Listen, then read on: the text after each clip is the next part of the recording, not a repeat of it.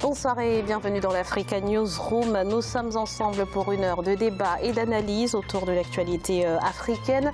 Au sommaire ce mardi, il a fini par céder face à la contestation. Le président Abdelaziz Bouteflika a annoncé ce lundi 11 mars qu'il renonçait à briguer un 5e mandat à la tête de l'Algérie.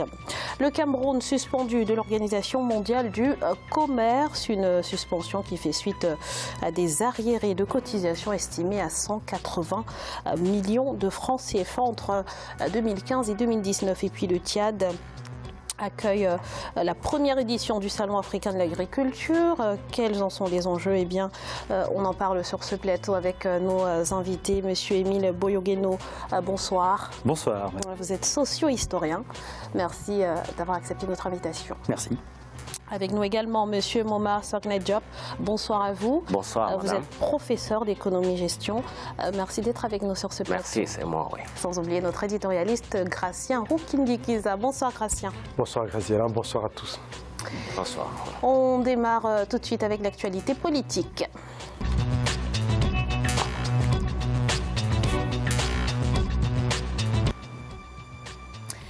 Il n'y aura pas de 5e mandat, a annoncé le président Abdelaziz Bouteflika au lendemain de son retour en Algérie.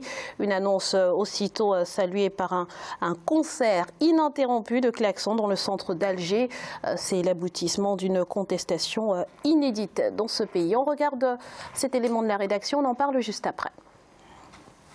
Après 20 ans de règne et une tentative affirmée de briguer un 5e mandat à la magistrature suprême, le chef de l'État algérien Abdelaziz Bouteflika a finalement décidé de ne plus être candidat à sa propre succession. L'information révélée ce 11 mars 2019 annonce le report sine-die de l'élection présidentielle initialement prévue le 18 avril. Me semble-t-il que les Algériens ont trouvé qu'il était bon d'empêcher une sorte de fantôme de continuer à gérer la vie. Les contestations populaires observées dans le pays avec un fort impact dans la diaspora ne tiennent pas seulement à ce 5e mandat, selon de nombreux observateurs. Le peuple algérien dénonce la corruption du système, son manque de transparence, une économie nationale chancelante, mais aussi un système éducatif moins performant et la redistribution peu équitable de la gestion des ressources. Ça fait 20 ans que l'actuel chef de l'État préside le destin de la nation algérienne. Qu'est-ce qu'il a fait en 20 ans? 1000 milliards de dollars, des sujets de corruption à tout va, le malaise social, aucune liberté, rien. Et subitement, il va encore annoncer qu'il va changer au cours de cette transition qu'il souhaite lui-même diriger, étant donné qu'il ne l'a pas fait en 20 ans. Au-delà des émotions contradictoires qui se dégagent de la renonciation du président algérien, les populations restent optimistes. Le gouvernement a appelé le peuple à se montrer responsable face à ce tournant historique que s'apprête à amorcer l'Algérie.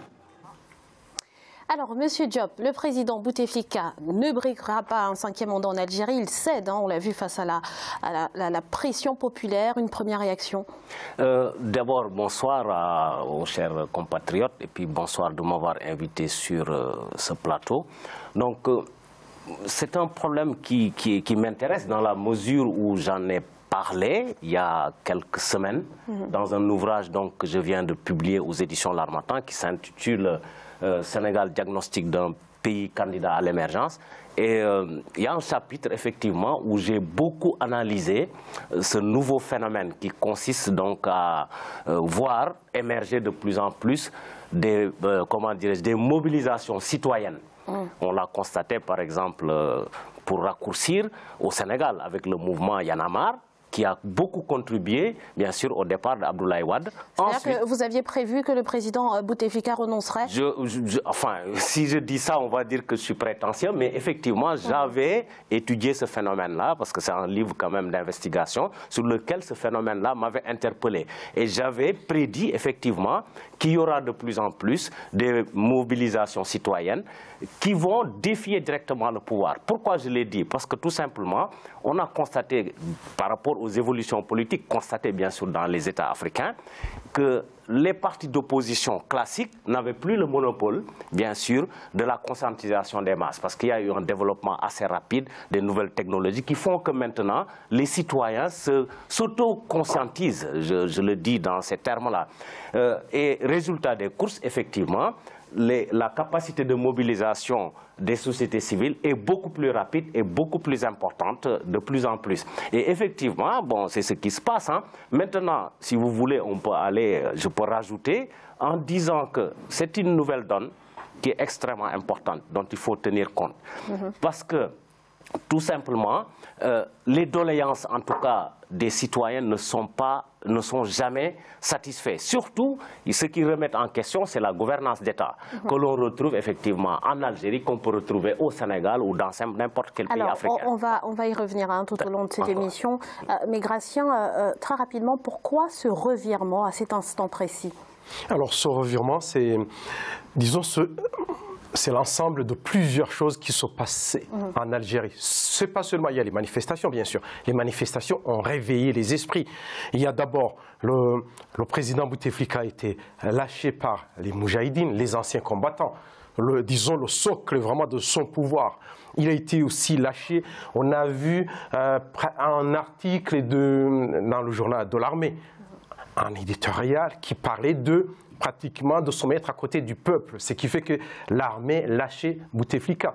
On a compris aussi que autour, il y avait les magistrats, il y avait les avocats, il y avait les greffiers, il y avait beaucoup de gens dans la rue, grève générale. Il faut savoir que quand on parle du cercle du pouvoir en Algérie, on parle du grand syndicat autour du président. Donc, le syndicat avait lâché le président Bouteflika.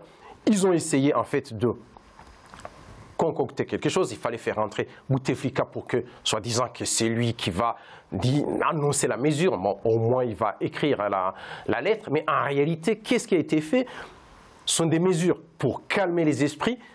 On n'a pas voulu Bouteflika pour le 5e mandat, mais on a un Bouteflika pour le 4e mandat bis, parce qu'il va continuer. On ne sait pas jusque quand. Alors, justement, il va s'arrêter.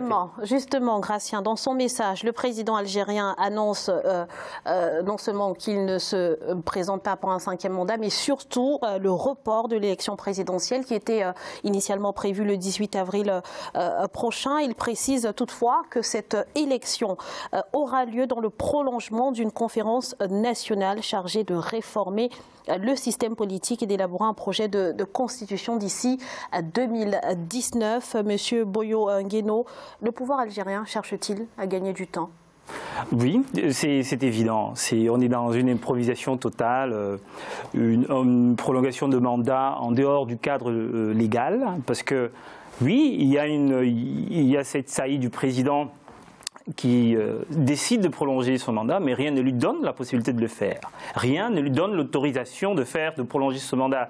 Donc on est totalement dans l'improvisation et c'est assez hallucinant de voir que 20 ans après avoir dirigé un État, on est toujours dans l'improvisation. C'est-à-dire qu'à aucun moment, des personnes qui dirigent cet État depuis 20 ans, qui sont une métastase des combattants, on va dire des combattants de la colonisation, n'ont pas pu sentir les pulsations de la population qui étaient à même de conduire à cette situation. C'est incroyable, cet amateurisme au sommet de l'État. Donc, résultat, on improvise avec des rustines. C'est une solution, mais c'est une solution précaire. Elle est précaire parce qu'elle ne dit rien, au fond. Elle vise à calmer le jeu, comme vous le disiez tout à l'heure, Gratien. Mais au fond, le problème reste entier. Qu'en est-il du système? Parce que prolonger les élections, instaurer une éventuelle constituante, qu'on appellera conférence nationale, tout ça sera présidé par qui? Qui conduira ces événements? C'est le système actuel. Et là est la question. Il y a un problème justement parce que le peuple algérien est piégé par la Constitution. Prenons par exemple, on organise les élections. Aujourd'hui, Bouteflika dit, moi je me retire et on organise les élections présidentielles et les élections législatives. Eh bien, la Constitution algérienne prévoit que le tiers des députés est nommé par le président de la République.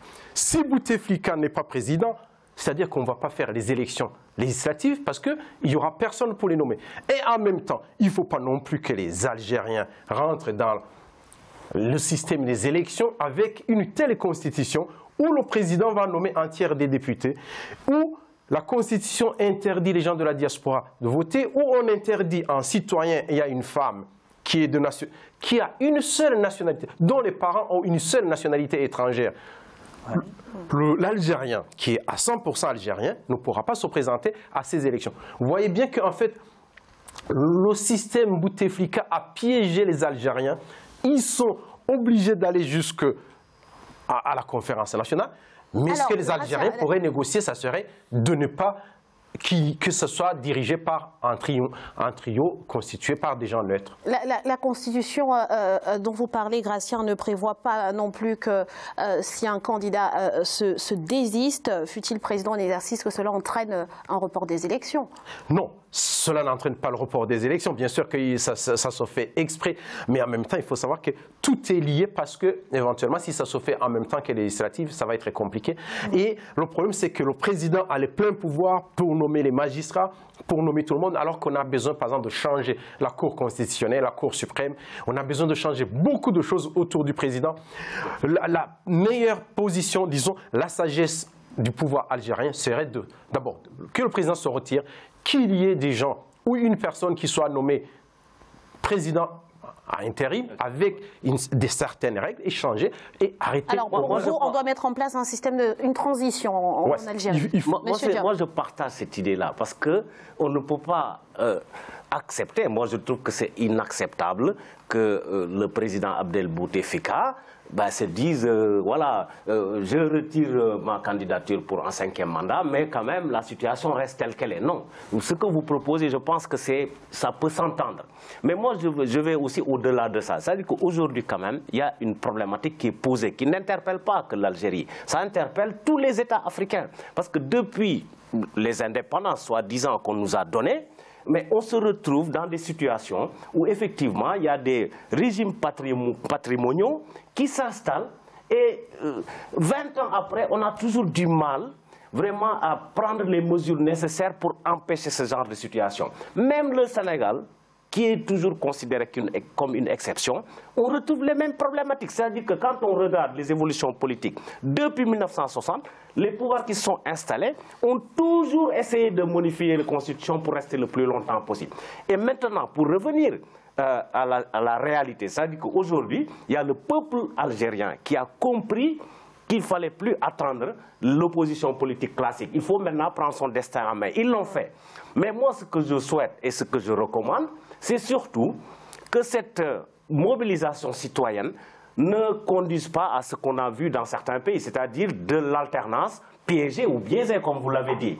Qu'on aille vraiment dans de vraies alternatives. C'est-à-dire qu'on arrive à installer enfin des régimes qui respectent les règles démocratiques. C'est-à-dire qu'on ne retrouve pas, qu'on se retrouvera dans 20 ans dans une situation, effectivement, il va falloir revoir la Constitution pour aller vers le sens de... Non, mais moi je pense qu'il faut régler ce problème-là. Mais malheureusement, est-ce que, la question que je me pose, est-ce qu'aujourd'hui, ces mouvements-là, comme Y en a marre, comme ce qui se passe en Algérie, est-ce qu'ils ont assez d'outils, effectivement, pour obliger, effectivement, ce changement d'institution? Avant de parler des outils, ont-ils un leader?